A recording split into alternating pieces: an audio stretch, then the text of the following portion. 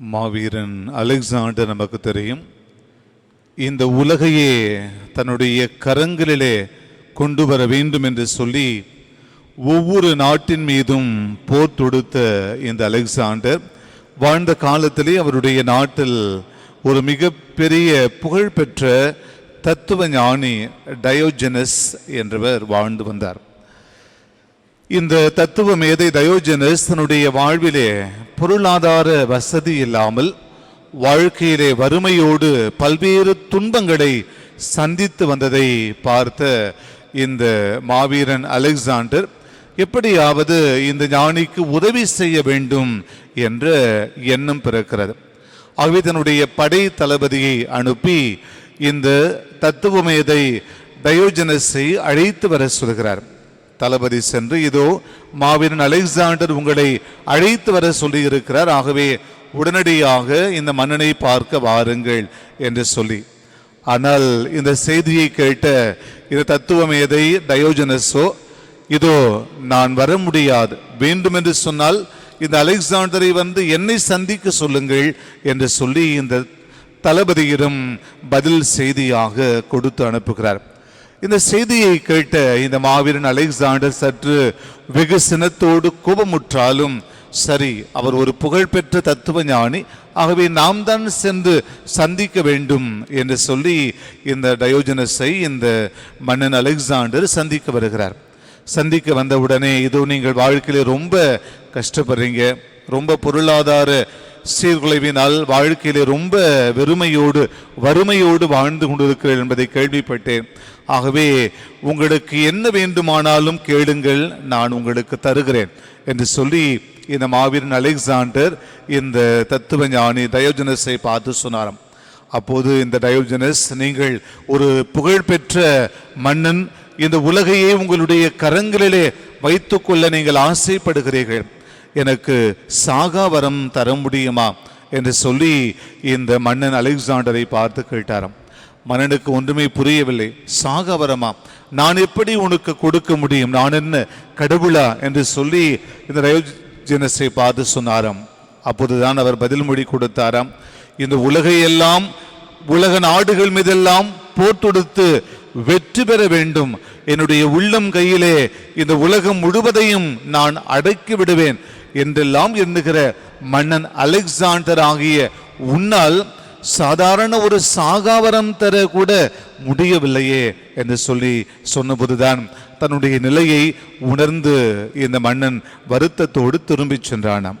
ஆண்டவரே இயேசுவுக்குள் பிரியமான சகோதர சகோதரிகளே, சாகா வரம் தரும் உணவாக, வாழ்வு தரும் உணவாக இந்த நாளிலே ஆண்டவர் இயேசு தன்னையே ஒவ்வொரு பலியிலும் நமக்கு உணவாக, உணவின் வடிவில் நம்மை தேடி வருகிற அற்புதமான தருணம்.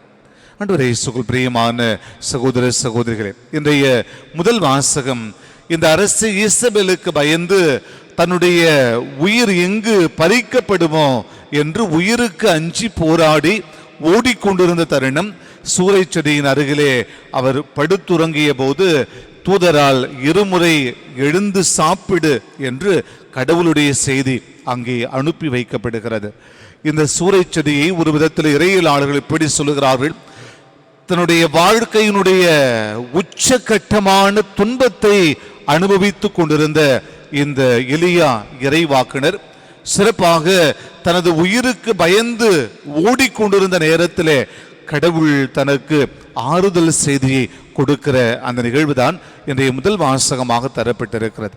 அன்பார்ந்தவர்களே, பல நேரங்களிலே நம்முடைய வாழ்க்கையிலும் வாழ்வினுடைய நெருக்கடிகள், துன்பங்கள், சவால்கள் இவைகள் சூடுகின்ற போது பல நேரங்களிலே இந்த வாழ்க்கையை நமக்கு வீணாக தூண்டுகிறது.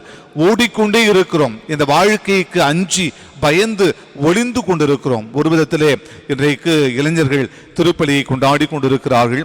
இந்த நாளில் நம்முடைய இளைஞர்கள், நம்முடைய பிள்ளைகள், இளம் பெண்கள் தங்களுடைய வாழ்க்கையில் எதையோ சாதிக்க வேண்டும் என்று இளமை துடிப்போடு ஒவ்வொரு நாளும் ஓடிக்கொண்டிருக்கிற ஒரு அற்புதமான காலம். நம்முடைய பிள்ளைகளாக நம்முடைய இளைஞர்களையும் இளம் பெண்களையும் ஊக்குவிப்பதும் அவர்களை பாராட்டுவதும் நமது கரங்களில் இருக்கிறது. இந்த வாழ்க்கையில் எதையோ சாதிக்க வேண்டும் என்று துடித்து கொண்டிருக்கிற இந்த இளைஞர்கள், இன்றைக்கு நமக்கு தெரியும் ஆர்டிபிஷியல் இன்டெலிஜென்ஸ் என்று சொல்லுகிறோம், செயற்கை நுண்ணறிவின் வழியாக கையில் இருக்கிற இந்த செல்போன் வழியாக இந்த உலகத்தின் எந்த மூலையில் எந்த நிகழ்வு நடைபெறுகிறது என்பதை நம்மால் கண்டுகொள்ள முடியும். இன்றைக்கு எல்லா ஊடகங்கள் வழியாக இந்த செயற்கை நுண்ணறிவின் வழியாக எதையெல்லாம் பெற்றுக்கொள்ள முடியுமோ, எதையெல்லாம் கற்றுக்கொள்ள முடியுமோ அவைகளை கற்றுக்கொள்ள முடிகிறது, பெற்றுக்கொள்ள முடிகிறது. ஆனால் இந்த வாழ்க்கைக்கான தேடல்களிலே ஒவ்வொரு நாளும் ஓடிக்கொண்டிருக்கிற தருணங்களிலே பல நேரங்களிலே இந்த இறைவாக்கினர் எலியாவை போல அஞ்சி நடுநடுங்கி உயிருக்கு பயந்து பல நேரங்களிலே நாமும் துன்புறுகிறோம். இந்த நேரங்களிலெல்லாம் நமக்கு வலுவூட்டுகிற, உரமூட்டுகிற, வாழ்வு தரும் உணவாக நற்கருணை ஆண்டவர் ஒவ்வொரு திருப்பலியிலும் நம்மை தேடி வருகிற அற்புதமான நிகழ்வு.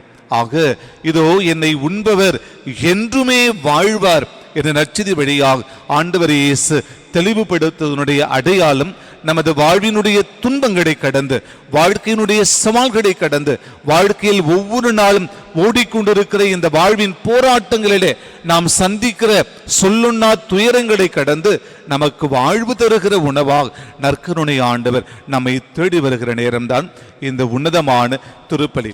இதை இரண்டாவது வாசகம் அழகாக நமக்கு சுட்டி காட்டுகிறது.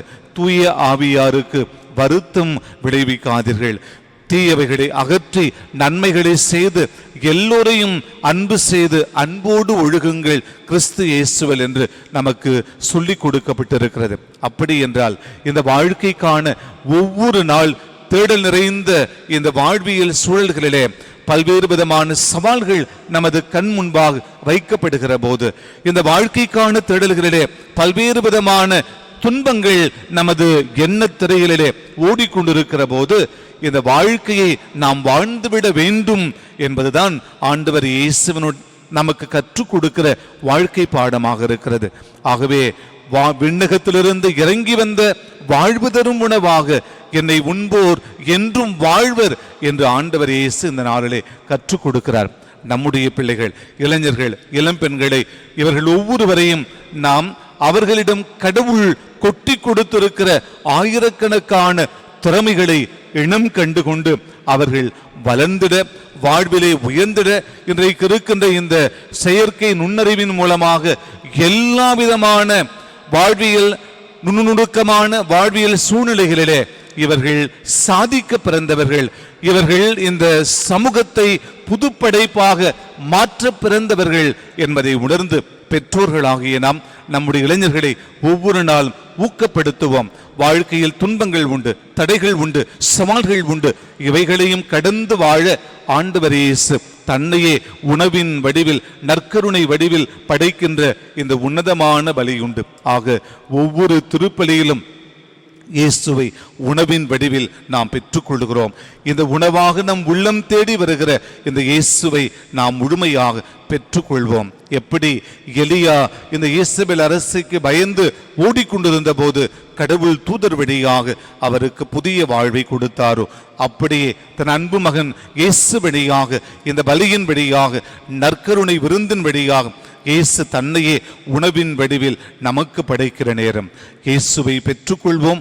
வாழ்வின் தடைகளிலிருந்து மீண்டு புதிய வாழ்வை நாம் கடவுளின் உன்னத கரங்களிலிருந்து பெற்றுக்கொள்வோம். நம்முடைய அன்பு பிள்ளைகள், இளைஞர்கள், இளம்பெண்கள் ஒவ்வொருவரையும் வாழ்த்துவோம். அவருடைய திறமைகளை இனம் கண்டு கொண்டு அவர்களை ஒவ்வொரு நாளும் பாராட்டுவோம். ஆயிரம் தடைகளை களைந்து ஆயிரம் கனவுகளை வெற்றி பரிசுகளாக பெற்றுக்கொள்ள இறைவனுடைய அருள் வேண்டி நற்கருணை ஆண்டவர் உணவின் வடிவில் நம்மை தேற்றிட இறையருள் வேண்டி இந்த பலியில் மகிழ்வுடன் மன்றாடுவோம்.